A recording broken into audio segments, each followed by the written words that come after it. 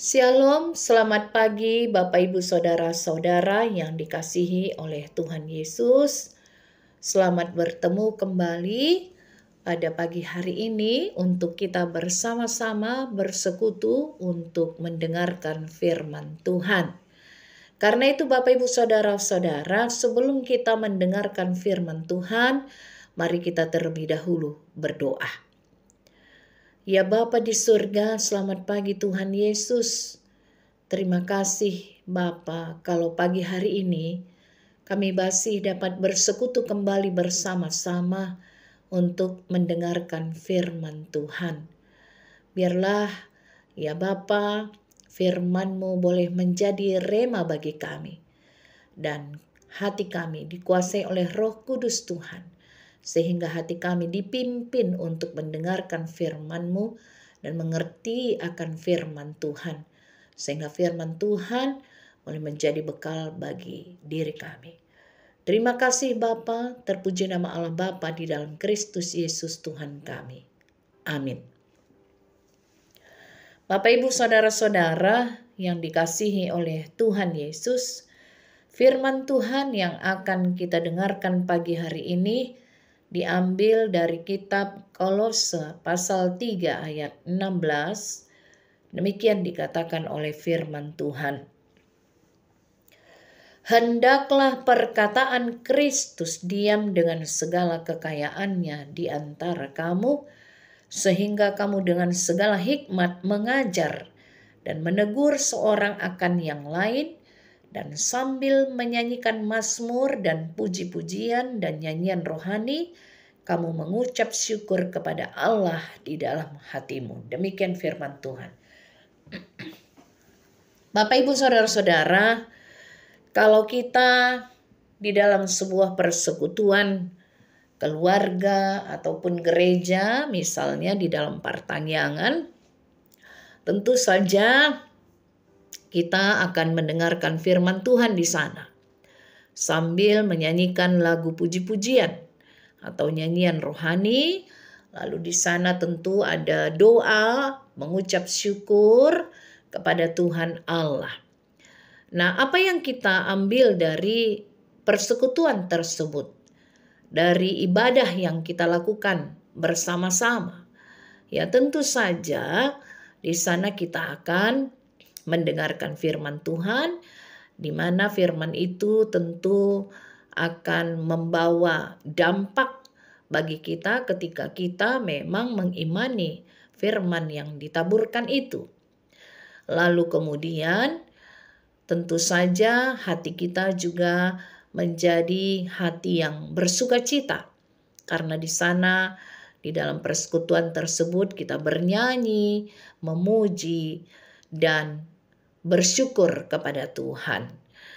Lalu tentu saja di dalam persekutuan, entah itu di pertangyangan saya katakan tadi, ataupun persekutuan keluarga, ibadah keluarga, di sana ada pengajaran, ada kesaksian. Bahkan mungkin di sana di dalam persekutuan itu ada saling mengingatkan, menegur seorang akan yang lain dengan perkataan firman Tuhan, dengan roh yang lemah lembut, dengan kerendahan hati. Teguran yang disampaikan di dalam persekutuan itu seorang terhadap yang lain bukanlah teguran untuk menjatuhkan, tetapi untuk saling membangun dan saling menguatkan. Itulah sebabnya dikatakan dalam firman ini, hendaklah perkataan Kristus diam dengan segala kekayaannya di antara kamu. Artinya perkataan Kristus atau firman Tuhan itu dengan segala kekayaannya, dengan nilai-nilai kebenaran yang ada di dalamnya, dengan kebajikannya dan keadilannya, tentu saja itu suatu kekayaan yang luar biasa yang tujuannya atau yang gunanya adalah untuk memberikan pengajaran kepada kita. Karena itu mari Bapak Ibu Saudara-saudara, saya ajak kita juga pada pagi hari ini untuk melihat kenapa firman-Nya penting sekali untuk kita syukuri. Mengapa firman Tuhan itu justru menjadi hal yang utama untuk ada di dalam kehidupan kita atau di dalam diri kita. Mari kita lihat dulu bagaimana firman itu sebenarnya tidak berubah dari dulu, sekarang, bahkan sampai selama-lamanya. Tetapi yang membedakannya adalah ketika firman itu yang kita terima itu berbeda, terjadi perbedaan di dalam kehidupan atau hasilnya karena personal yang menerima firman Tuhan itu. Sebagai contoh Bapak Ibu Saudara-saudara, firman yang diterima oleh Opui Eporus HKBP pertama, yaitu Dr. Ingwer Ludwig Nommensen dahulu kala, adalah firman yang sama yang kita terima saat ini. Adalah firman yang sama yang diterima oleh setiap orang yang menerima firman Tuhan. Tidak ada bedanya saya dan saudara-saudara ketika menerima firman Tuhan yang sama dengan apa yang diterima oleh Ingwer Ludwig Nommensen, apostel di Tanah Batak. Tetapi kenapa lebih banyak buah yang dihasilkan oleh Opui Nommensen daripada buah yang kita hasilkan? Misalnya ya Bapak Ibu Saudara-saudara, kenapa kita atau saya tidak sama membuahkan hasil yang sama seperti apa yang dihasilkan oleh Rasul di Tanah Batak tersebut? Di mana letak perbedaannya? Perbedaannya adalah di kualitas hati atau tanah yang ada di dalam hati kita, tanggapan kita terhadap firman Tuhan. Kesalahannya bukan pada firman, bukan pula pada penabur, tetapi pada kita sendiri. Sebenarnya bila firman itu diberi kesempatan untuk bekerja, pasti firman Tuhan itu akan menghasilkan buah-buah. Bila kita memberi semakin luas hati kita untuk dikuasai oleh firman Tuhan, maka akan semakin banyak buahnya.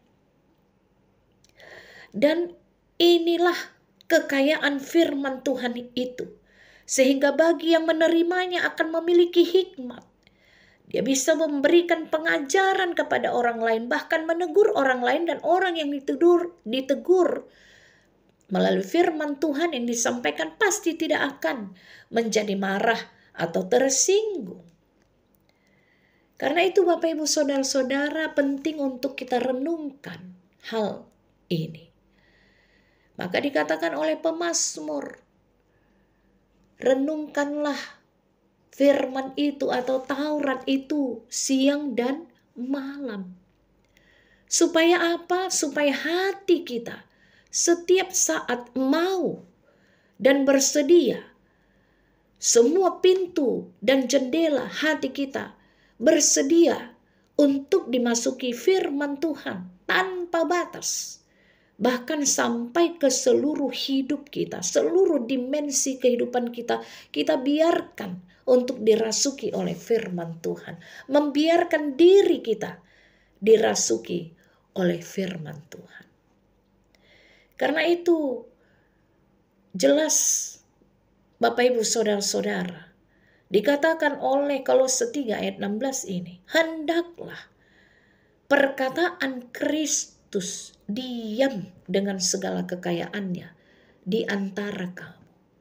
Agar firman itu diam di dalam kehidupan kita, merasuk di dalam jiwa kita, merasuki seluruh dimensi kehidupan kita. Dan yang paling penting, kita mau memahami dan menggumuli dan ingin belajar lebih dalam lagi, sehingga kita tidak hanya tahu tentang firman, tetapi bahkan tahu bagaimana apa arti firman tersebut di dalam kehidupan kita. Kita larut, bukan larut, maksudnya kita benar-benar hidup bergumul dengan firman Tuhan.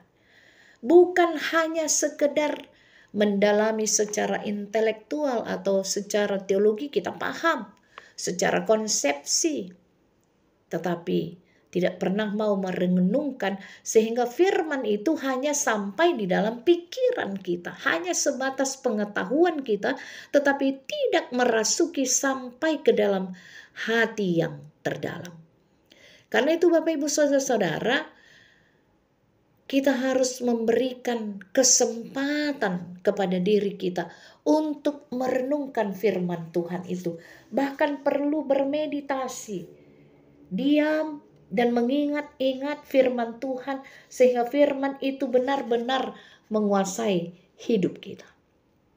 Karena itu mari kita ambil tekad kita hari ini, saya mau memperbaiki kualitas tanggapan saya terhadap firman Tuhan supaya firman yang saya terima berbuah dalam hidup saya, dan dengan segala kekayaannya firman itu akan mengajar saya dan kemudian memberikan pengetahuan kepada saya sehingga saya senantiasa mengucap syukur kepada Allah di dalam hati. Selamat bergumul dan mempelajari firman Tuhan lebih dalam lagi, Bapak Ibu Saudara-saudara. Amin. Kita berdoa. Ya Tuhan, terima kasih untuk firman Tuhan yang boleh kami dengar pada pagi hari ini. Kami bersyukur Bapa. Kami diingatkan agar firman itu boleh kami pegang kuat di dalam kehidupan kami dan kami renungkan siang dan malam. Kami amini dan kami lakukan di dalam kehidupan kami. Karena firman Tuhan dengan segala kekayaannya itulah yang mengajar kami. Sehingga kami memiliki hikmat dan kebijaksanaan. Karena firman Tuhan menuntun dan mengajari kami untuk mengambil setiap keputusan, untuk mengambil setiap pembelajaran dari dalamnya. Terima kasih Bapa. Terima kasih Tuhan Yesus, terpuji nama Allah Bapa di dalam Kristus Yesus Tuhan kami, kekal selama-lamanya. Amin.